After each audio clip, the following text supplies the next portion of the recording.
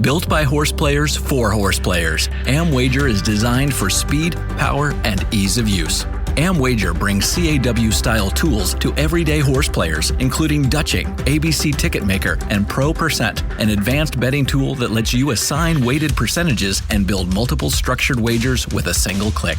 Every month, AmWager turns the odds in your favor with 0% takeout on select tracks. These promos offer you up to $100 more for your winning bets and giving you value for your wagers not offered anywhere else. Rated 4.7 stars on Google with over 200 reviews, AmWager is trusted by horse players who expect more from their wagering platform. If you're looking for better tools and better value, you need AmWager. Void where prohibited. For terms and conditions, visit amwager.com. Must be 18 or older, 21 or older where applicable. Gambling problem? Please call 1-800-GAMBLER. In New York, call 1-877-8-HOPE-NY or text HOPE.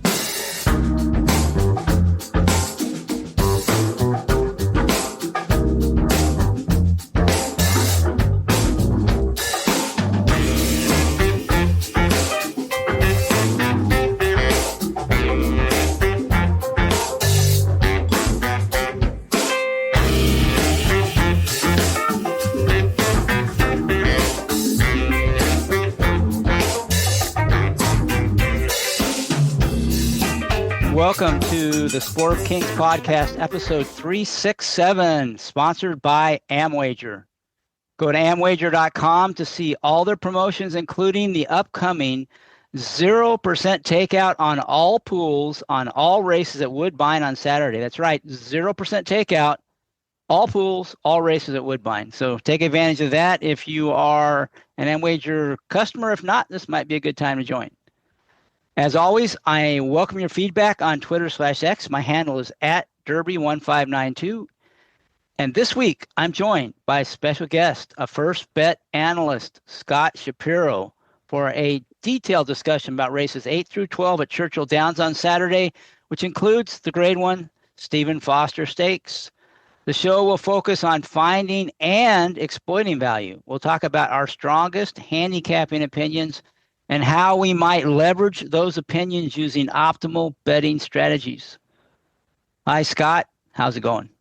Chris, great to join you. I've always had a lot of respect for your work, your podcast work, as well as your work in the contest and both handicapping and promoting them. So a pleasure to join you like so many other sharp minds have in the past. Well, I've always appreciated your listening to you, and it always helps me think a little bit differently about the races. So hopefully you can bring that to the listeners this week. I mean, we're all excited with Saratoga just around the corner and then Del Mar, but we have a pretty interesting day of racing with a big race, the Stephen Foster this week at Churchill. The only big question mark, it's kind of like on a Derby day usually, is the weather. You know, what's going to happen with the weather? It looks brutal. Given it's the end of the meet and the Churchill, both courses, the turf and dirt, tend to take weather pretty well. I'm not sure what to expect, but it seems like it's going to be raining kind of nonstop there today, which is Friday when we're recording, and also possibly a lot of tomorrow. So I'm not sure how that'll affect things, but it certainly could have some impact on the outcome of some of these races. Without question, I think the one given without any doubt is there's going to be some give in the turf course. That course takes good to rain, like you said, and oftentimes needs the moisture, but they've gotten a lot of rain, so you can count on that being in the mix. But yeah, if it stops raining at 1 or 2, like I saw might be the possibility after a lot of rain, perhaps like what we've seen for derbies, it dries out to an extent or to a full extent, but we'll have to play it by ear. Yeah, it'll be one of those things where you got to just kind of follow what the track's looking like, what they're doing with it. I'm guessing it'll be sealed early on, and maybe if it dries up during the day, they could open it up. But it just seems there's a lot of questions on the weather, and that always makes it a little tricky to talk about these races in advance, but we'll do our best. So before we get started, I usually like just to hear the guests' sort of overall approach to analyzing races and deciding, which races they want to bet and how they're going to bet. Just at a high level, we'll get into specifics in some of these races, but can you kind of share your general approach with the listeners? Yeah, I think, unlike a lot of people, I learned Pretty much by trial and error. I didn't learn by books. So it was a lot of just going to Garden State Park when I probably shouldn't have as a kid and getting beat down and trying to learn from it. And so I learned some interesting lessons that maybe don't come up in some books. It might not be, fully data proved, but I think can overall have helped me specifically in like younger horse races, maiden races, just kind of like large sample sizes, seeing things and, using that kind of thinking along with the data now that we have to kind of synthesize and come up with an opinion. I do use data too, figures. I've used thoroughgraphs now mainly for that. But I say the first thing I look at in a race is the pace, and the second thing is the favorite. And, from there, I kind of break down each individual thing. And in many ways, I hope I'm doing it right. And I'm at the same point, I know I learn just like a lot of us every day.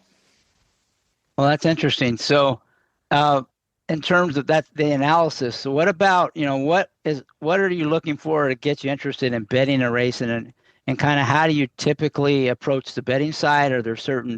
Are you a horizontal player, vertical, both? Are there certain kind of bets you lean on?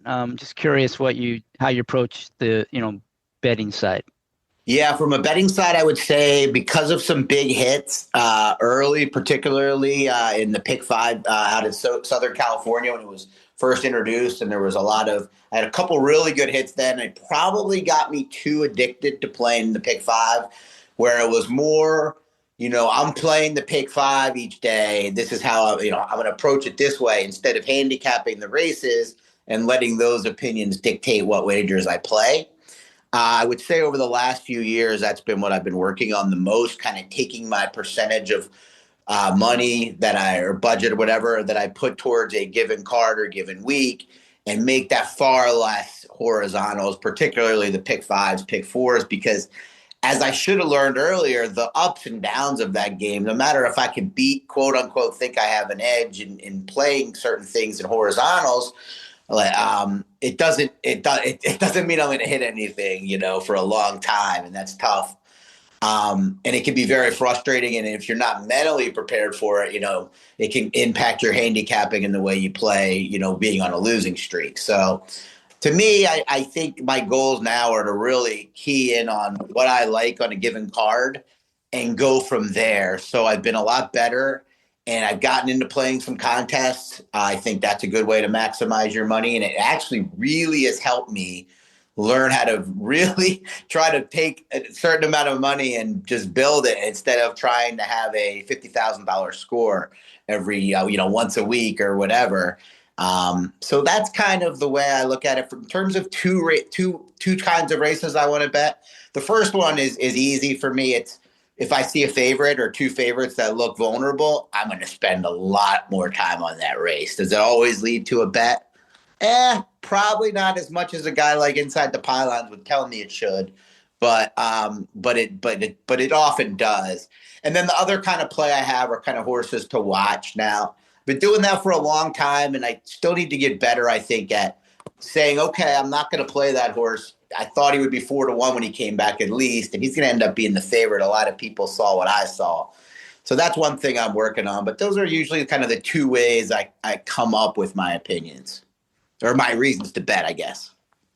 Yeah, you touched on a whole lot of things that'd be interesting to follow up on. Just one is, on the bad favorites, it's Inside the Pylons would say, and I guess it's my chance to plug my book, Betting on Horses, where I go into a lot of detail on things that you talked about here about race selection and, trying to build your bets around your opinion rather than deciding what you're going to bet and then try to fit your opinion into that bet type. So all good things. Inside the Pylons would say a bad favorite is a player's best friend. So I'm just curious how, when you find a bad favorite, what are you normally looking for? That you said sometimes it'll lead you a bet, sometimes it doesn't. What is it? Does it need that? Do you need that second opinion? Some horse that you do like in there? What causes you to bet that kind of a race when you find that bad favorite? Well, some of it goes back, Chris, to just the idea of not thinking horizontally for first and foremost. It used to be where if I didn't like the two favorites, that was bing, bing, bing.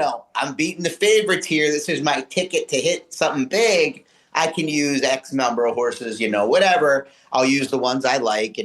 But that doesn't work anymore for me, right? Like that's only a piece to me now of playing a pick five. I need much more than just one. And even, pick threes can often be the way I look, but some of these tracks takeout rates on those are not all that favorable. Lost my train of thought there. Where was I? How you attack the vulnerable favorites. Oh, yeah. So to me, it can come in two ways. I do think if it can line up to where this is the perfect situation to play pick five, pick four, pick three.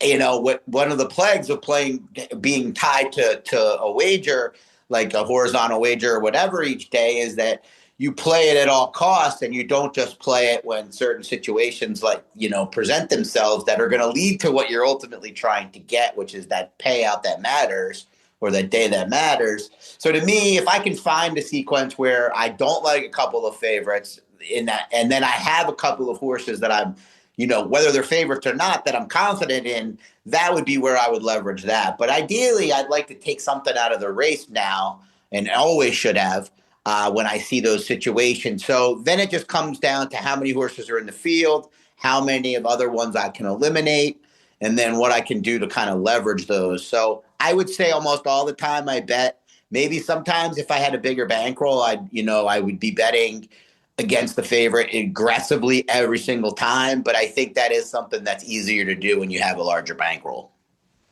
So it sounds like for a while there, at least, you were kind of primarily just a horizontal player, and maybe even the complex horizontals like a pick five. Now you are letting your opinions, your handicap opinions, dictate the way you bet, and you might even make vertical bets. It sounds like win bets, maybe exactas and trifectas and races where you don't like a favorite. Or is that a fair summary? That's absolutely right, and it's something that takes some work. But yeah, it's like you get caught up playing these things, and I think I'm still up playing the pick fives in my life, but it doesn't mean I have all that money just sitting here. I've lost other, so it's important for me now to manage my bankroll like it is for a lot of people. And it's just not the wisest use of your bankroll. I mean, in any, you're also putting your money in, which I'm sure you've talked about a ton, and you're putting your money in without really knowing, where the public is going in many cases in some of these legs. So you're not even able to take advantage of an overlay that potentially you didn't expect to be what they were at. So there's a lot of negatives into it. I still think it's a great way to leverage some opinions and have a big day. But yeah, I think the key is taking money out of a race any way you can, because it's a lot easier to be right totally on one race, I think, than it is to be mostly right 5 in a row. Yeah, and like Inside the Pylon says, and I talk about this in the book, if you have a favorite you can completely fade. It's like you can fade it out of the win spot, you can fade it out of the play spot, you can fade it out of the third spot, maybe even the fourth spot. And so, it's like you get 4 times the value of fading a favorite in a vertical bet than you do in a horizontal bet. You can fade it in one race, but you still got to hit the other 4 races. But if you can fade a favorite off the board, that there's a lot of value in that, and you can really leverage that. That's one of the advantages of vertical bets. But I talk about a lot about betting in the book, and the different types of bets, and I think what you have to find as a player is just what your strengths are, and learn that you want to bet consistent with your handicapping opinion, but figure out where you're able to develop the strongest opinions and where you've had success, and sort of focus on the bets that make sense given that. And it's different for everybody. There's no recipe, the right way to do things that everyone should follow, and you have to find that path yourself. It's unique for everybody.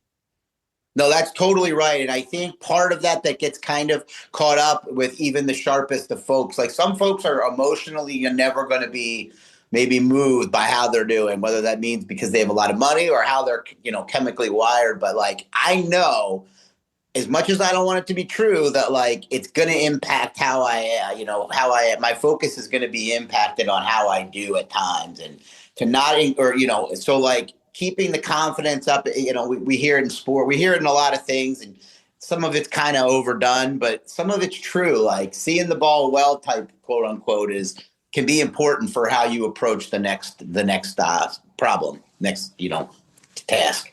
Yeah, well, the mental side, bankroll management, some of these things we're touching on, they're all really important if you're serious about, trying to improve at the game. And again, in my book, I try to cover all those topics, things that don't normally get covered. Most any kind of podcast or books usually just focus on how to pick winners. And, Right. to be a successful horse player, you have to do a lot more than just pick winners. And that's what I try to cover in the book. So I'll stop plugging the book here, but I will just say, go to betwiththebestmedia.com. That's betwiththebestmedia.com if you're interested and you haven't gotten the book yet. I really think if you have the passion for the game that Scott and I have, you'll get something out of the book, and it'll make you a better player. And I'm not saying that because I know everything. This is based on a lot of really sharp players that I talked to in my podcast. They shared their wisdom, and I think there's going to be something that will resonate with you if you read this book. Some of it you may disagree with. In fact, you almost have to, because I put totally conflicting ideas in the book, because you can be successful. Two people with very different approaches can still be successful if they're consistent and they're playing to their strengths. So encourage you to get the book if you're interested. And if you have read the book, I always like to get the feedback. I mean, it makes me feel really good when I hear from players that have been playing for a while saying that, the book got their juices flowing, really got them energized, really thinking a little bit differently, trying to attack the game a little bit differently. So, that's why I wrote the book. So I appreciate that kind of feedback. But let's move on then. Before we talk about the races, I do want to talk about the betting menu at Churchill. They're kind of near the median in terms of takeout for all their bets. They do have one somewhat player-friendly bet, I'd say. That's their late pick three. It's just the late pick three, where they limit you to a $3 minimum, but it's a 15% takeout. That higher minimum, lower takeout, that sort of discourages CAW team play, because they appreciate higher takeouts. They get bigger rebates. They appreciate the lower minimums. They can be more precise in their betting. So these lower takeout, higher minimum bets are really more likely to lead to good payouts if you have opinion on a prize horse. On the average payout, it's probably not going to change at all, but you're a lot better, more likely to be able to get a good payout if you have one or two good opinions where you can separate yourself from the crowd. So that's probably the one bet that I'd suggest you focus on if you were going to play something on the typical Churchill card. They also have 3 special bets just for the Stephen Foster card. They have a $1 minimum, 15% takeout, all stakes pick 4. We're going to talk about 3 of those turf stakes. 6. Hopefully they'll be on the turf. We'll find out. They also have a $3 minimum, 15% takeout, all stakes turf, all turf pick 3. We'll talk about all 3 of those races. And then finally, they have a special $5 minimum, 15% takeout, double the Florida Lee, which we weren't planning on talking about. Maybe if we have time, if Scott has an opinion, he can share that on that Florida Lee. But the second half of that doubles the Stephen Foster that we'll talk about. So those high minimum, lower takeout bets are probably the way to go. And although, other than the double and the pick 3s, those aren't as hard to hit, but they're not as a pick 5, but they're not easy. And as I've been saying for quite some time now, the biggest takeout are what the teams are taking and extracting in terms of value in these pools. And as a player, if you want better results, you're much better off playing in pools where tracks are trying to throttle those CAWs to some extent. And that really right now is primarily the NYRA tracks. There's a few other tracks that have throttled them in the win pool and a couple of pick 5 bets, and those are good places to look. But in terms of trying to throttle access in all the pools, in all the races, NYRA is the only one trying to do that. Saratoga's coming up. That's the best racing of the year. You're going to have the most player-friendly betting environment. I really recommend you look to shift some or all of your handle to Saratoga this summer. It will improve your results. I can't believe it won't. But more importantly, if many of us do that and we set handle records at Saratoga, despite reducing the takeout, reducing the handle because the CAW teams have been throttled, that'll send an important message to the industry. If we don't do that, then we're likely to discourage that sort of behavior occurring anywhere else. No one's going to follow NYRA's lead, and NYRA might give up on the whole thing as well. So I really think it's important. This is sort of a important time for players to start showing that they're capable of changing their behavior and acting rationally. And they're no longer just going to allow themselves to get destroyed by the CAW teams, that get T.O. Elvis with these late odds changes and in the CAW infested pools. So, I'm counting on you out there, players, to make some changes, because if you don't, it's not going to change, and all the complaining in the world isn't going to change anything. And this game's going to continue, from at least the betting standpoint, to deteriorate just like it has. So I'll end my rant about CAWs. Good rant. And we'll get to the races, which is probably what people want to hear anyway. So we're going to do 8 through 12. We're going to start with the 8th race, the American Derby. It's a 1.16 miles on the turf for 3-year-olds. This is a race where there is a pretty strong favorite in the 6, Alpeland, who coming off an impressive win. Probably is a legit favorite in here. Is this a favorite you're thinking about beating, Scott, or what are you going to do with this race? Yeah, it was disappointing. I always am disappointed in 2-turn turf races or any turf race where I end up struggling to want to beat the favorite. But when I looked at the race, Chris, I just didn't see a ton of speed. I thought it would be 1,000 sticks, maybe Comport up front, and I just think it's going to be Alpeland because of the ability to break well that he's shown in all of his recent races. It's just going to put him in another really good spot, and that's what's kind of happened throughout his last several races. His one defeat over his last 3 starts was in the American Turf, which is a grade 1 on Derby Day. And I mean, stark contrast, the winner, and remember Mamba, the runner-up. I would argue they might be better than their fellow dirt runners. In fact, I think stark contrast could easily be one of the best 3-year-olds. Period, and ran a huge number on any metric. Alpeland ran solid, ran 4th that day, finishing just 6 lengths off the pace. 3rd off the layoff. I don't want to go him and Holland too much about how I like Alpeland because I'm not going to be excited to bet. But if I do bet the race, it would be singling him or looking for value elsewhere, Chris. Underneath, I'm sorry. That would be kind of the approach I would look for. Yeah, I appreciate you mentioning that stark contrast. I have a fondness for him just because I made a really big score on the double with him into T.O. Elvis in the Kentucky Derby Day and in the Kentucky Derby betting challenge. That helped me. Oh, that's how you got there. Yeah, I hit for like $45,000 in a double between those two. So wait, you got TOL? You TO Elvis us all is what you're saying. Yeah. Now the back end of the double, I got TO Elvis because I had it with rhetorical and I got it cut by about 60% after the bell. But I didn't. I opted to go with the double instead of the win bet, which worked out really well. And stark contrast with the front end of that. Fortunately, it was a really big field, so that helped. And they didn't want to tip their hand in the doubles, so what they were doing. So I really got lucky there. In fact, I think Marshall Graham did a calculation. He told me he got like close to 3 times the parlay for the double, paid like 3 times the win parlay on that bet. So I got really lucky. That's wild that they didn't bet the early double not to tip their hand. I mean, that is a big. It worked out well for you, and I never, that's interesting. Yeah. Yeah. So I agree with you. Alpeland is really tough. There is another horse I like in here. That's the 8-horse Bust Out.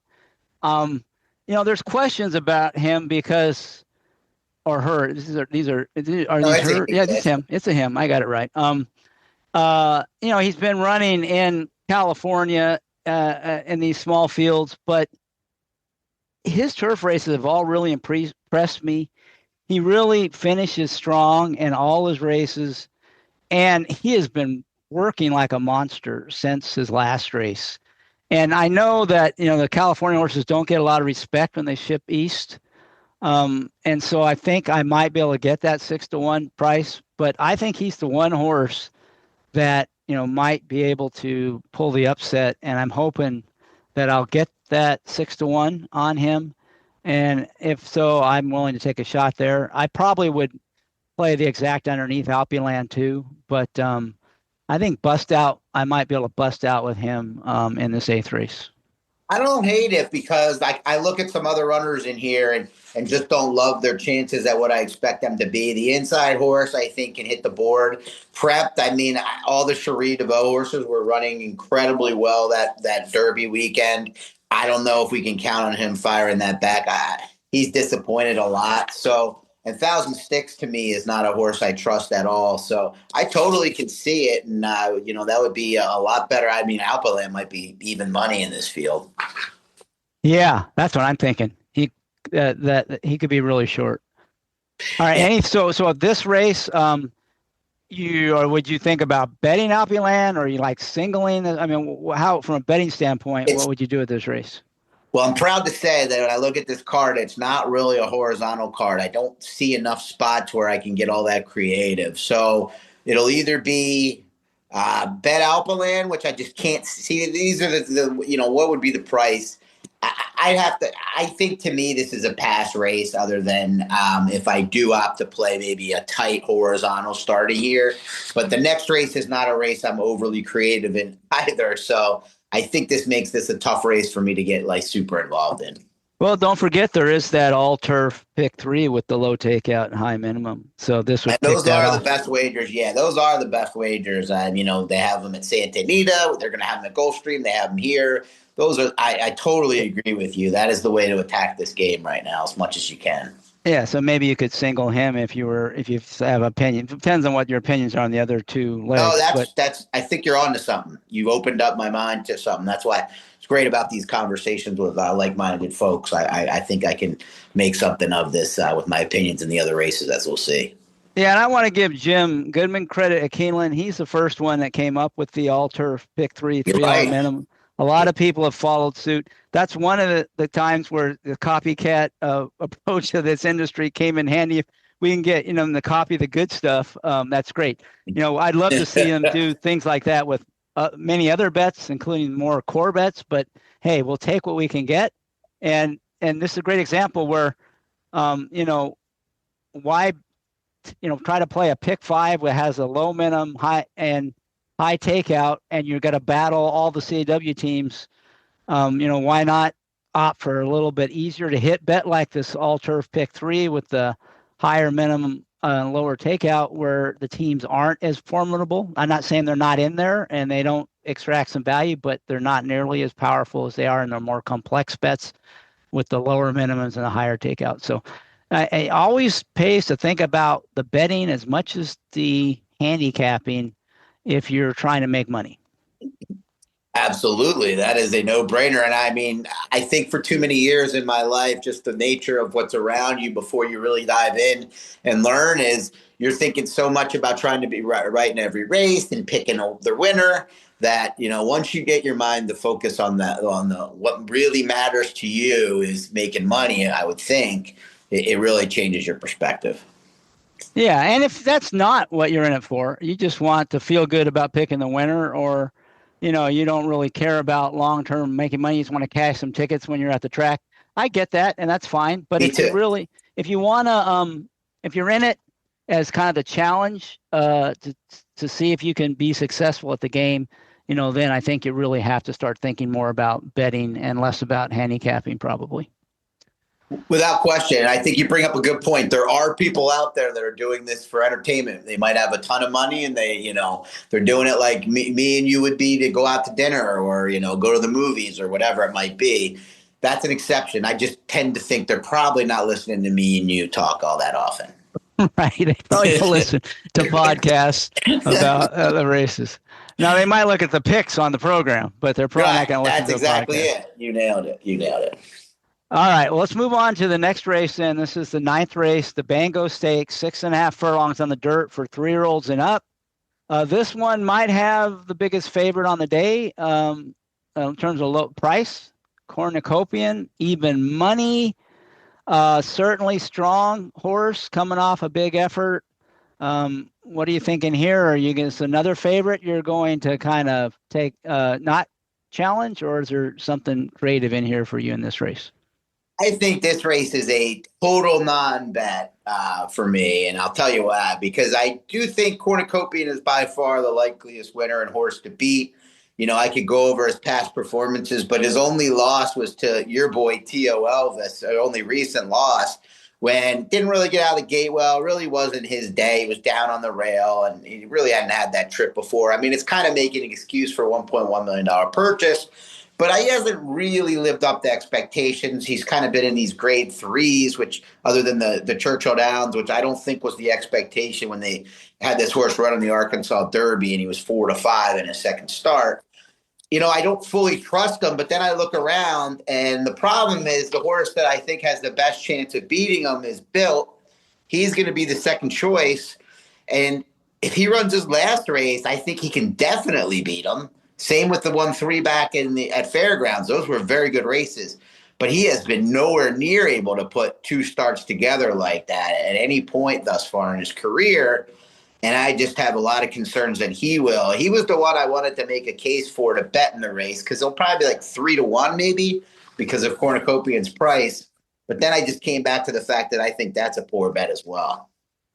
Yeah, well, I'll pile on why you wouldn't want to bet Built. I think he's a horse that needs Lasix. I think that's part of that lots of bad efforts thing. They step him up in a race where he can't have Lasix and he flops, and I think that might not be a coincidence. He also is terrible on off tracks, which he's likely to encounter. So I would make him a complete toss, especially if the track is sloppy. He might even get scratched if it is. Do you think? Yeah, maybe then there's value underneath if you like Cornucopian, or if not, there's that much more. Yeah, well, I'm thinking sloppy track, a horse that's going to be loose on the lead, and the 3 Harrodsburg gets me really interested. He's been a monster on off tracks, and he looks like he could clear, unless they really want to gun with Cornucopian, and that's not typically what they do with him. I think Harrodsburg could clear this field, and on a sloppy track, he might just get the job done. I don't know what you think about him. No, that's the right way to look here. I mean, I had it circled, and unfortunately, I capped the race a couple of days ago mainly, and I circled the off-track thing as if that's kind of why he's run huge in these 2 races.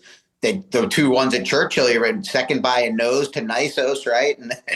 And then he won easily last time. And I think he's just one of those horses that likes an off track far more than he likes any other surface. So in this case, will he take extra money? For sure. Oh, yeah, he will. But still, he could. Cornucopian's still going to get hammered, right? And he'd be another horse that if you're playing a double or a pick 3 or whatever you choose, if you single a horse like this, you get plenty of value, right? Yeah. And if you're playing horizontals, he sometimes, or I don't know, just the farther in advance, the less likely people are going to account for the track conditions and stuff. So, if horses are all winning on the front end and the slop, by the time we get to this race, Harrodsburg could be a strong second choice, right? But, in the early on, and if they say you're playing a pick, he might not be bet as heavily. But anyway, to me, he's the big threat to the favorite, especially if it's a sloppy track. Yeah, the sloppy track really brings him into the mix. I think he's just an okay horse on a fast main track. I think he's kind of shown that he's lost as a significant favorite and not really even been that competitive late in races. But when you put him on an off track, he gets very brave out there. And I don't think he would be afraid on an off track that Cornucopian would run him down. So, the 6.5 is always a question mark. For this horse, though, it really hasn't been. It's kind of a tricky distance, but he's got a lot of things going for him if this is a truly off track. If it, starts to dry out by race 9, then maybe he gets overbet off of it. So tough read this, being 24 hours out or so here, but I Yeah. think you make the best alternative approach to this race. Yeah. So, well, that's the only thing I had in here. This is probably a pass race for me, but because, like you said, if it is sloppy, he may get bet off of that, and I'd have to watch the odds board. But he seems like the one potential upsetter of, the rest of them all aren't. There's nothing wrong with those horses, but it does seem like Cornucopian's a little better. But Harrodsburg on a sloppy track could be dangerous, I think. All right. Anything else on that race? So that's kind of a pass for you. It sounds like that race there. All right. Yeah, I'm trying. I promise the next 3 races I have. No, that's okay. And what in the book and on the show, there's nothing wrong with passing a race. If you're not passing races, you're probably not making money long term, because it's just really, really hard unless you're super good to make money betting on every race. So it makes perfect sense to be passing races where you don't have a strong opinion. Okay, so we go on to the third race that we're going to talk about. It's the 10th at Churchill. The Grade 2 Wise Dan, 1.16 miles on the turf for 3-year-olds and up. And again, we talked about the weather, so there could be some give in the turf. This race probably won't have a standout favorite. Balaganos, who's just been a win machine here lately, is the morning line favorite. Probably will go off favorite, but he won't be odds on or anything. What are you thinking about in this race? Well, he's been a tough customer, and his nose for the wire, combined with his ability to get out of the gate well and have Jose Ortiz, who's the hottest rider in the country, aboard, has really worked out well for him. He's not really race shape dependent, and he's got that nose for the wire, as he showed too back in the opening verse. I mean, tough loss to Chasing the Crown, and then he comes back in the Grade 3. I just struggle to get excited about betting him, because at some point he's not going to get one of those really good trips. Whether that's today remains to be seen. He's drawn inside. He's got a lot of things going for him, but it's not like he's winning these races by a lot. So he's just kind of tough for me to get excited about. So I was kind of trying to look to get creative in horses that I think have, a legitimate chance at beating them. I was unable to narrow it down. I was able to narrow it down to maybe fewer than I was hoping. But I did kind of come back to Silent Heart, who, has to improve and has to relax. I mean, he didn't even relax all that great in that allowance win last time when he wired the field out for his former barn. But, you got the right guy that claimed him in Mike Maker, claimed him for $100,000. We've seen this move before where he moves these horses up in class, he'll stretch them out, and they keep getting better or as good as they were at shorter distances, and we kind of question their stamina. So you get Luis Saez back, who I prefer, over Florent Giroux. He's inside. I think he's going to no doubt be on the lead. And I think if he relaxes, he might just be able to steal this thing. Yeah, it's interesting. There's Mike Maker. He does, these high price claimers. He does really well with them. But there's a couple trainers I would be leery of claiming horses off of and improving, and one of them would be Brian Lynch. There's no other than Will Walden. I don't think there's any trainer who's consistently been hot for a long period of time. So I don't know if he can improve this horse, but it does look like especially with Luis Saez back on, there just doesn't seem to be anybody that's going to go with him early, unless they just unexpectedly send one of these horses.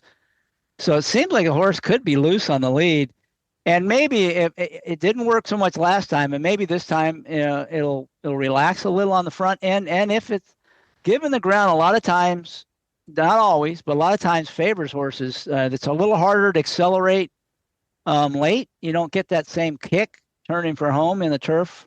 When it's soft, they can't push off quite as well. So maybe it'll favor front runners. We'll have to wait and see. I'd love it if this horse had shown, a really good race on a yielding or soft course. It hasn't. November 2nd, 2024. It was there was some give in there. Yeah, I guess there was a little bit of give there that day. Yeah. Let me see. Let me look on Time Form US. Here, I have to pull up the PPs. Let's see. That was that November 2nd race. Yeah, I was leaning on that a little. Yeah, actually, that one wasn't really. They had rated as a 9 on a 1 to 10 scale, so that really wasn't much give. At least not based on their algorithm. So it doesn't mean he won't run well. It'd be more. It'd be nice if he had something like that on his form. But yeah, I could see that. If you got 10 to 1, I think there's some value there. Sounds like you thought there were some other horses in here that were legitimate contenders. Anything else you have on this one other than Silent Heart? Well, I think Dresden Rowe is going to take a lot of money. I don't know if he has another move forward in him or not. And I think that might be the value to find. I mean, he's going to probably sit second ahead of the favorite in here. But I just think he had a lot go his way last time. He did accelerate strong, finished well on any way, any number you look at. But he also might be better still on all weather. And I don't know if he's, going to take the step here needed to be good enough. Fort Washington, he fit his best race fit, but he hasn't shown them at Churchill and at a mile and a 16th. So to me, I thought the two makers were the two best alternatives. Chasing the Crown, who lost a brutal photo to Lallanos on April 30th in the opening verse. And he's had the time off and gets Pratt while Lallanos had another race. So I thought the two makers were the ones that were going to offer the best upset chance. And I just figured the Silent Heart would be probably twice as big of a price. Yeah, I mean, you just have to figure, given the last race, if you're getting significantly higher price on Chasing the Crown than Lallanos, either Lallanos is a big underlayer, you're getting value on Chasing the Crown, right? Because there doesn't seem to be much separating those two. You couldn't say that Lallanos had a bad trip or anything in that race. So those horses are pretty close, you would think, in ability. And like you said, the time off might help some. And so we'll see. I could see that one too. I don't think, to me, that the price 9-2 is probably about fair value maybe on that horse. I don't know if there's any, but if that were to change, they can't, I don't know how close this morning line will be to the final prices. This is kind of a hard race for me, other than Lallanos will be the favorite. Anything else on this one? No, I don't think so. And I do agree. I do think Dresden Rowe will go up. The IRAD factor, big number last race, probably takes the next most money, but I definitely could see the rest of the money going, in multiple different ways. So I agree with that. Yeah. I will say one of the morning line surprised me. 8-1 and Brilliant Birdie seemed too high. That horse has a lot of class. Hasn't run as well this year, but Sri DeVoe horses always take money, and that horse is been running and was running grade 1, several grade 1. So I have a feeling that horse isn't going to be 8-1. That's the only comment I'd have there. That price seems a little bit off. Yeah, 5 for 7 at Churchill. People look at that stuff as well. But yeah, like you said, Cherie, man, I thought this horse was going to be her. I thought last year was going to be the next more. What was the horse that not More Than Words, more than looks that More won Than the Looks. I thought Brilliant Birdie was the More Than Looks next year, and he just kind of never got better. And but yeah, I definitely could see this horse taking money. Yeah, I'm not saying bet it. I'd just be surprised if it's 8. That's the one morning line I'd be a little suspect on here. So Silent Heart, what price would you play that horse to win? If the field stayed intact, I would play that horse at probably 8-1 or higher, I would say. Yeah. Yeah, I think that's fair. And I mean, there's really nobody that could come out that would lower I think it's more on the horse being good enough and getting the distance than it is about anyone he's facing, kind of, if that makes sense. Yeah, and if it handles the going, and if it can clear early and relax a little bit, but right. Yeah, and I think 8-1's very likely to happen. He's just got claimed. He's in a stakes race. Yeah, I have a feeling you'll be able to get. And it's a pretty. I mean, you can make a case for any of the other ones. I don't want to do that. I don't spend time going, but I mean, every one of them. Mercante's run races that could win with the right trip. Definitely. Even Beach Gold isn't impossible. So pretty wide open race, and these 2-turn turf races, a lot of times it comes down to trips. In this case, it'll be trips and who handles the surface, because of if it, there is a lot of give, it's probably going to gap this field out. There's going to be some of the horses that just don't run at all. And you could get some really weird results if there might be one of them in here that just loves the going. It's hard to predict based on what we've seen because they so often nowadays they don't run on off courses. And it's so hard to get a read. Yeah. And then you make the assumption that all yielding courses are the same when really they could be completely different from each other. So it's always especially a bit of a wild card with this, right? Yeah, especially this new Churchill course. For a while, it was just a horrible course, and now it's finally settled in, and it seems like it really can take water. The drainage really works. It's just hard to tell when they get so much rain, it's still soft, what's going to play like.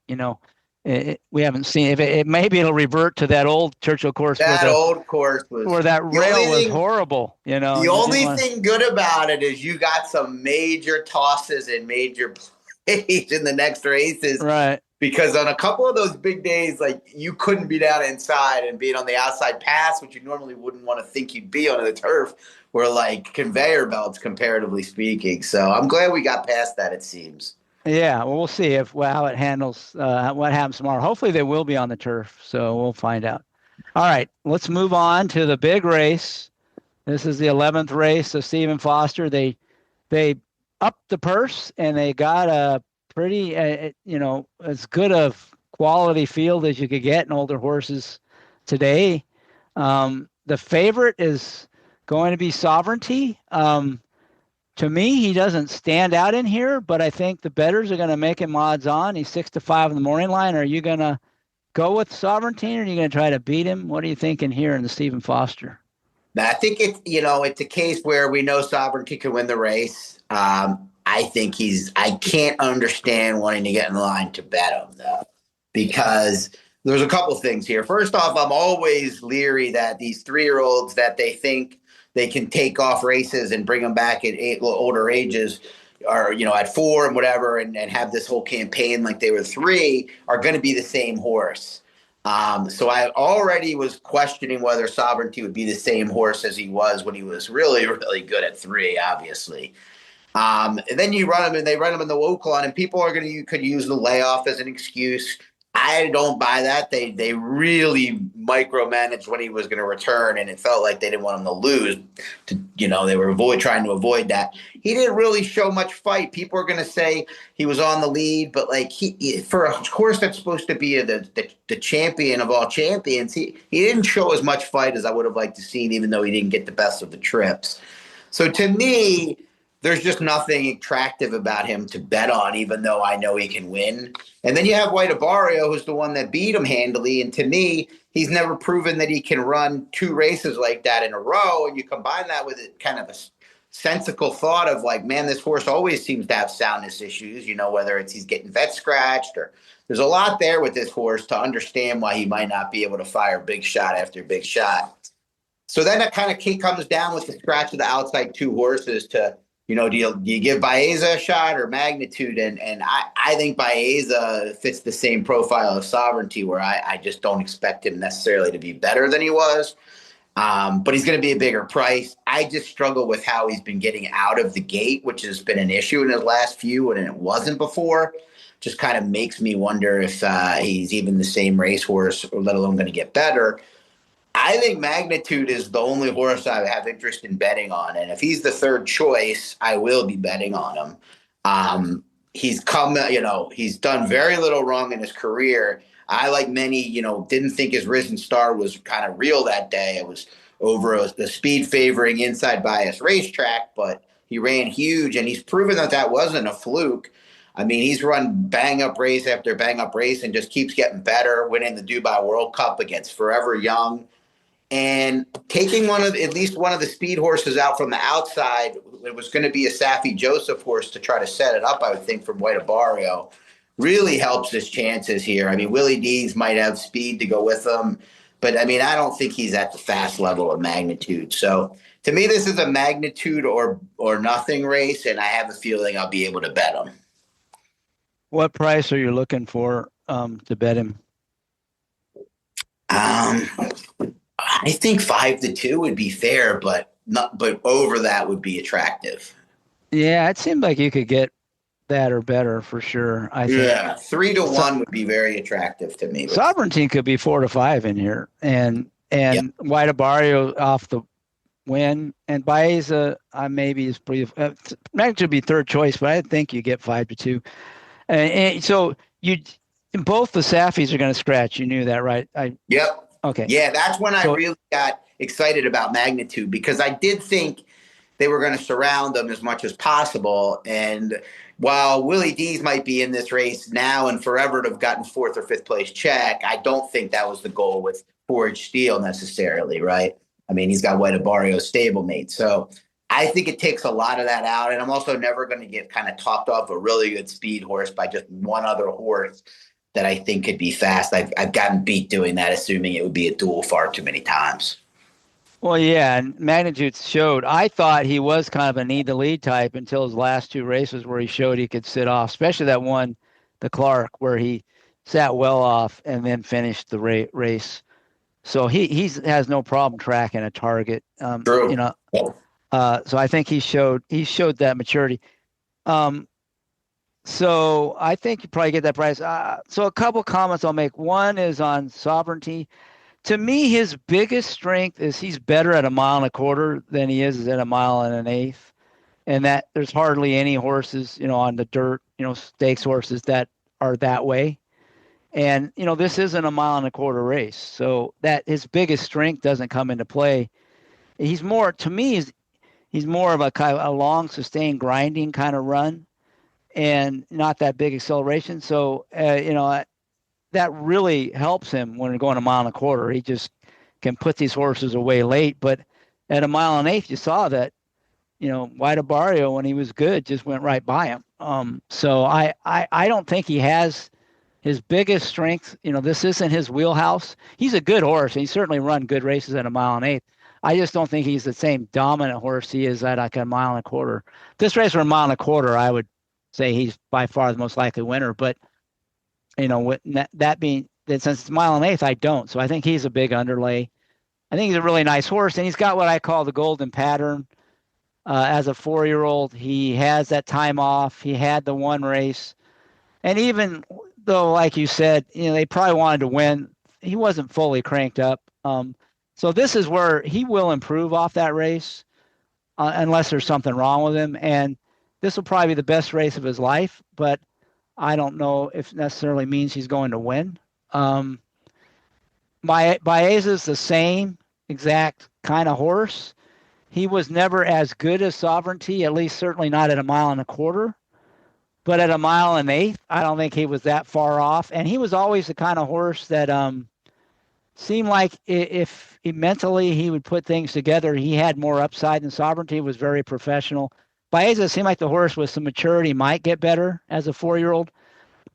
I agree that he acted up some in the gate, but if you watch the race, the starter had a hold of his head and he reared up out of the gate because he had his head. The hard starter was holding up onto his halter when the gates opened. Part of it was because he was unsettled, but he got left at the gate, stone cold left at the gate, because the starter had a hold of his halter or his bridle, whatever you call it. He had a hold of him when the gates opened. So he had a legit excuse in that race, and I thought he ran pretty well. So I could see playing him at 6-1.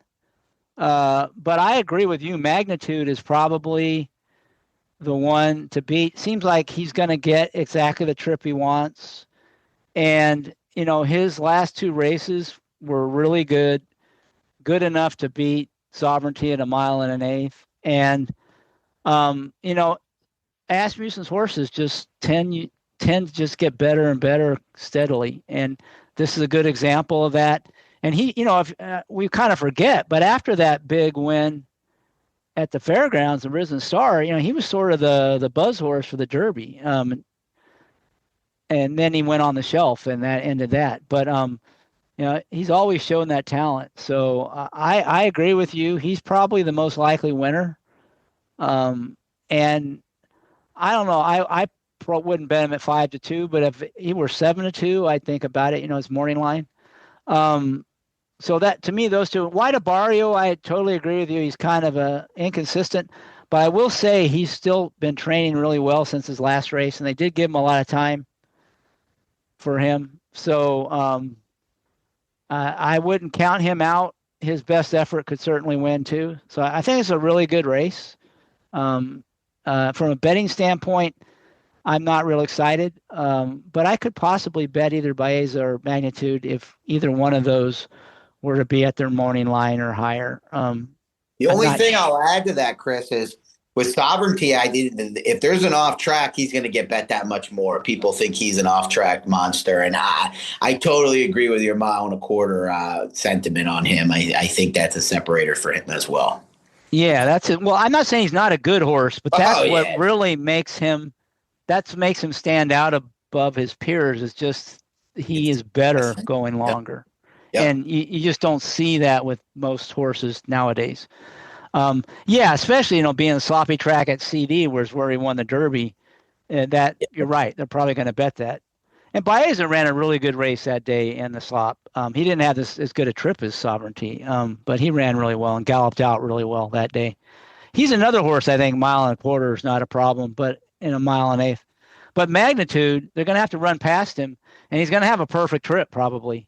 That to me, if he's not the favorite and he's as fast or faster than anything in the race and he's going to get the perfect trip, it's hard to go against him. He's been training well too. The only thing that makes me a little nervous is, that one sloppy track race doesn't look really good for him. So that is a question mark for him. In the comp, he didn't run much on a sloppy track. So that is a little bit of a pause for concern. But, every sloppy track's different, and that was a sealed sloppy track, so we'll see. All right, anything else on that race? So that's one you could bet. You might bet Magnitude, sounds like that. You'd be willing to bet to win on him. Yeah, I think at the very least he would be. I'll play some sort of pick 3 double. Like there's the late pick 3, like you mentioned. There's some good alternatives in these last 3 races where I'm not as formful, and I think I can separate from the public, and I still have confidence in my thoughts. Yeah, Silent Heart and Magnitude. That's not a bad double. Not at all. That'll pay the bills. Yeah. All right, so let's go to the final leg. This is a turf race. This will end the all-turf pick 4, which we've talked about all but one of the races, and it'll end the all-turf pick 3, and it'll end the late pick 3 and the late double. So a lot of things will finish up with this 12th race. It's another turf race, hopefully. It'll be on the turf. It's the Tepin Stakes. I actually have a picture of Tepin on my wall I got from a friend. So I've been a Tepin fan for a while. Yeah, she was all right. She was a nice filly. At least they named this race, named this after a horse that actually ran a mile on the turf. Last week we had a 6-furlong sprint named after a spectacular bid, which made no sense at all to me. So that was a wild one, but there's plenty of those all over. There's the gun runner on turf all over. I mean, it's a wild world we live in. but a mile on the turf, that Tepin was very good in a mile on the turf. So this one makes sense. And it's for 3-year-olds and up. We've got was this for 3-year-olds? This is just for 3-year-old fillies. 3-year-olds, right? Yeah, because we have the Breeders' Cup Juvenile ground support ran the Breeders' Cup Juvenile filly and Merit Turf ran well there. Makes her 3-year-old debut. She's the morning line favorite. Certainly has some credentials, but this is a 11-horse field, 2-turn turf route, so probably. There might be some alternatives. What are you thinking here in the nightcap at Churchill? Yeah, well, I was hoping for soft paces in the 10th and the 11th, those stakes races. I see it opposite in this race, and I think it could present some solid betting opportunities because I see, whether the inside 2 horses are classy enough to be fast in a 2-turn turf race or whatever, but they're both sprinters. They're both going to need to try to get out of the gate in position. You've got a number of other horses that have run 2-turn races and really have very little desire in relaxing at this point. You add Luis Saez to Phase Gold, who hasn't been on in the last couple, and Tam Tam and ground support off the layoff. I think the pace is going to be very hot in here. And there's a couple of horses that are most intriguing to me. I think Turner's Charm is probably like the obvious best closer to an extent. Really big effort off the layoff last time to go from last to first, finished legitimately well. and outfinished a horse that came back to win. So I like her. She's going to have to do last the first 2 starts in a row, 2 starts off a layoff. So that's my biggest question there. I think the 6 Bohemian is the horse to consider wagering on here, and maybe significantly kind of playing into a couple of different slots in verticals. But this is a daughter of essential quality that if if you look quickly at the form, it looks okay, and then you see, okay, well, she's a closer. She's kind of got what I'm looking for in running style, which is as important as anything to me. But she's third start of the form cycle. She's cutting back to a mile. And while it looks like she's moving up in class because that was a second level allowance that she finished third in last time. Now, that was a race against older, and now she's back to taking on just 3-year-olds, which is pretty significant for this. The race before in the Edgewood, I can forgive pretty easily, and she still came on to finish well. When she has things her way, I think she's the best finisher in the field, and she's got Jose Ortiz aboard for the first time in a while. And if I can get Jose the way he's riding, especially saving ground from off the pace at a pretty big price, I'm pretty excited about that. So Bohemian, of the horses we spoke about on this podcast, I think Bohemian's probably the one I'm most excited about gambling on. I like that. So you got a double-digit odds, and I think you'll get that on this field. You'll get your price, and Turner's Charm 10-1. So you got a nice exacta there too, right? And you're just hoping the closers can get a nice setup up front and come rolling late, and you can cash with some really nice prices. I like that. I'm thinking the same way as you, but I actually really, really like a horse in here, and it's the other Brendan Walsh horse, the 10 horse, Use Me. This horse is only making its 4th start, but it has never had any pace at all to run into, like 0 pace. And it always finishes strong, but, it has this especially its last race, just had no chance trip. And this is finally a race it's going to be in with some pace. And so I think all its speed figures are depressed because it's been in these races really slow paces. They're just not going to have fast final times. But the fact that it's been competitive in those races and now we'll finally get a race where it'll see some early pace, I think you can see dramatic improvement in this race. So I love these kind of horses. I was shocked to see this horse is 8-1 on the morning line. I thought it seems too low. I didn't get it. The horse just has the maiden win and ran 5th off the stakes race. It doesn't make sense. I expected to see a much higher morning line, so I'm hoping it floats up above that morning line. I could be wrong. I just don't get it. I don't get that morning line. So I really like this here on the price. I think you're probably right, because if you look around, I mean, you've got, first off, like the outside posts are always going to hurt a little bit. You've got a Brian Lynch horse. You've got the favorite, right? You've got How About Now, who I think a lot of people will look at as the potential closer, just coming off those 2 wins since adding the blinkers. But that's the horse to me that was the wild card, and I like that you like now, and I'm going to go back and take an extra look. My biggest concern is Tyler Gaffleone being, this horse is a closer. She's going to be probably in front of Turner's Charm, and is he going to lose too much ground early in that race? But from a talent perspective, I'm going to go back and look again. But you're definitely right. I mean, that Vacoma View, I remember that horse was prominently placed. That certainly was not the trip you wanted at that Gulfstream turf course on February 21st. I know that. Yeah, and in terms of the trip, most all the horses inside want to be forward. So I don't think there's many horses, and I think if this horse, he can either drop all the way back, or I don't think he's going to lose that much ground. There's just not got that many horses inside of him when they hit the first turn. No, if it separates, like that's the key a lot of times for these outside horses, we see it in the Derby sometimes as the starkest example. But you're right. If the field separates, like I'm planning on it, there shouldn't be very much ground loss here for this filly. So yeah, about the only 2 horses that'll be back near this horse will be the 2 you like, right? And so all he has to do is get in front or behind one or both, and he can be on the rail if he wants to be. This is the kind of race though, right? Where you just, I mean, if you see them going at it, you start to get excited because even if your filly is to 8-1, I got 10-1 and another 10-1. I mean, these are all good price. It's not like you're sitting back there with the favorite too, getting a setup. So it's what it's made. It's what it's about. It's good that we'll hopefully have this at the end of the card and over a somewhat okay turf course. We'll have an idea of what the turf course is playing like if they do run, True. right? Yep. By now. I don't want to downplay ground support. Ran well last year, and if the horse is ready off the layoff, it's certainly the one to beat. But this is the time to try to beat it. Plus, it's spotting 5 pounds and outside post in a race with a lot of other horses that'll be kind of in the same position as that one. So it's the one that, to me, the 8 and the 9 are the ones that might get hung wide in here. And they're the 2 favorites probably. So true. And not riders that are over, I'm not trying to knock anyone, but some riders are a little bit more conscious of saving ground in these types of races as opposed to gaining, the exact position they want.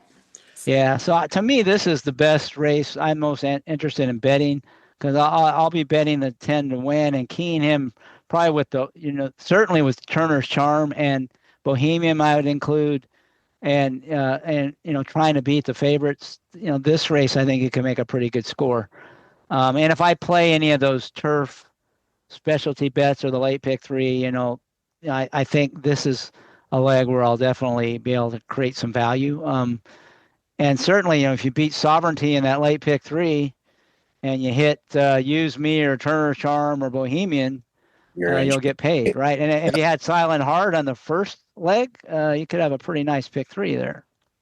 Absolutely. And I think, now that we've talked through all 3 of the races that are, I'm most interested in, they're in succession, as much as I think Silent Heart might be a good play at 8-10-1, that's not a horse that I want to be all in on. So I don't want to just play like a big pick 3 with 1 by 2, whatever that might be, or, that's my weakest opinion of the 3 races. So because I like the non-favorites in the other one, it does allow me to be a little more versatile, I think, from a gambling perspective. And if I do play a late pick 3.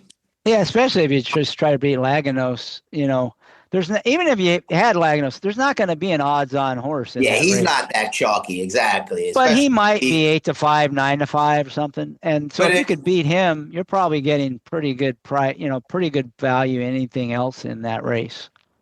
No, I totally agree. But I think in this case, he's going to be, at the very worst, the second chalkiest horse in that late pick 3. So if you knock Sovereignty out, you're knocking a lot of tickets out.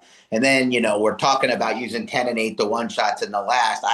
I don't think I want to have a Laganos magnitude Bohemian pick 3 come in and not have it. I think, that's one of those situations where being stubborn. Well, and you can play a backup ticket like exactly. that. Yeah. Right. Yeah. You don't have to include Laganos and everything, but you could play one where if he wins and you savor, right. Yeah, and you're right about the other 2 and you're getting prices, that's fine.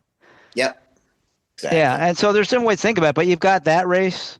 You also have, that the pick 3 where, you've thought singling Alpeland. Well, that's one where you probably do want to beat Laganos. But if you got Alpeland and then you hit with Bohemian or Turner's Charm, that's probably going to pay something if you can catch that middle leg, do something. That middle leg is the trickiest one in terms of how you play it. No, but that's right. I don't think you want to play that pick 4 if you like both Alpeland and Laganos, that. And right.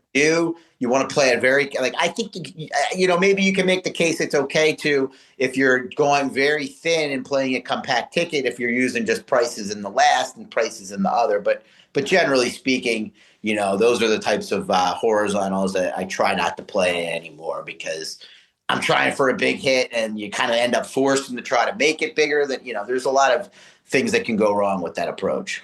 Yeah, or you could just play a small ticket and you play one with Alpeland winning and Laganos losing, another one without Laganos winning and Alpeland losing. Right. You don't have them both on the same ticket. So you can. There's ways you can play it where you're not, but probably to me, stringing together favorites in a pick is usually a pass for me. But if I can get creative and play it where I've got some price horses and I don't have more than one favorite in there, so I know I'm going to get paid. but that's what's nice. You got some options. You don't have to play them all. But the specialty bets they have, especially if you don't mind playing turf racing, it gave you some options on this card that you wouldn't normally have. Of course, we're assuming they'll be on the turf. And there's not a massive amount of scratches, which could happen even if they run on the turf. So we'll see. Very true. We've learned that once or twice in our careers here of handicapping races, but we have to do the due diligence and then be prepared for the alternative, right? Yeah, when you're doing podcasts, you don't have the luxury of waiting until an hour before the card, or no one will have a chance to listen to your podcast. So anything else? Did you have any other? So going back through this, what is the bet you're most excited about on this Saturday card at Churchill? I think I've become extremely excited about the late, either the late double or the late pick 3. I have to just, the confidence in the 10th race, the wise band is where I have to come up with my plan more, but trying to take advantage of magnitude, and then one of my 2 closers in the last 2, and then also just trying to take money out of the Tepin, like you were saying. And I am almost certainly going to bump up use me unless I just didn't see anything that I thought was worthy. But you made a good point about my biggest concern, and I just think that race has a big chance to fall apart if the turf course is playing fair. So it's the race I'm looking forward to most, and I'll have to wait until 6 hours in. So we'll be ready to go. Yeah, I'm with you. And plus, what's nice about that being at the end, it is the payoff leg for a lot of things, and you'll have a good idea of what's happening on the track, right? By then. Absolutely. And so, but I agree with you. That last race is the one I'm definitely most interested in playing. Okay. Any other comments? Did you have anything? I'll give you a chance. Is there anything you loved earlier on in the card that we haven't talked about? Any bet that you're excited about before this race? Before the 8th race? Not really. I'm trying to think. I'm just looking at. I did a full card write up, but I'm just trying. I think those were the main cogs in the wheel for gambling. I'm perusing real quick just to see if I'm forgetting anything. But no, I think it could be semi-formful at some parts of this card. You've got the Fleur de Lis, American Derby. I would just say, kind of what we stressed and what I talked about learning myself to get better is just don't force horizontal tickets, the $90 pick 5s and pick 4s because it's a big day and they're a big pool. Because in the end, your opinions are your opinions, and there's a good chance you're not going to hit it anyway. So what sucks when you play something $90, it pays $150, you hit and you feel like you lost. That's a bad feeling. Yeah, and if that happens, you probably did not bet. You did not structure your bets the right way. Exactly. You should never be disappointed when you cash. If you did, you made a bad bet. But you'd be surprised how many people I hear from or see that don't. That's a lesson that takes a little while to learn, I guess, to people, because the attraction of the big day and the big pool and the big horses. Yeah, if you're cheering against the favorite in a race, you should not have that favorite on your ticket. Let me put it that way. I totally agree. I tell people, the last thing I'll say is if you're playing, I'm not really an all guy in the first place, but it took me a little while to realize that and this is another inside the pylons point to me originally. If you're playing all, you shouldn't be using the couple favorites, particularly if there's a short, because the whole point you're saying is you don't really like the favorite is what you're saying when you punch the all button. Yeah. I think so. And if the favorite wins, you're losing equity. So there's probably a better way to bet that opinion than all. And it may be a different pool, or it may be a different way you structure your bet within that pool, but that's probably not the optimal way to do it. All right. Well, that'll about wrap it up then. Really appreciate Scott coming on. It's a lot of fun. Wish you luck on your wagers tomorrow. And I want to thank all the listeners out there for making the show. Without you, wouldn't have anybody to talk to. And we wouldn't have all this fun. With Scott and I wouldn't have all this fun. So appreciate everybody. That'll conclude show number 367 of the Sport of Kings podcast. Good luck this weekend. and please enjoy the Brooklyn Boogaloo Blowout. Cheers. That's a wrap.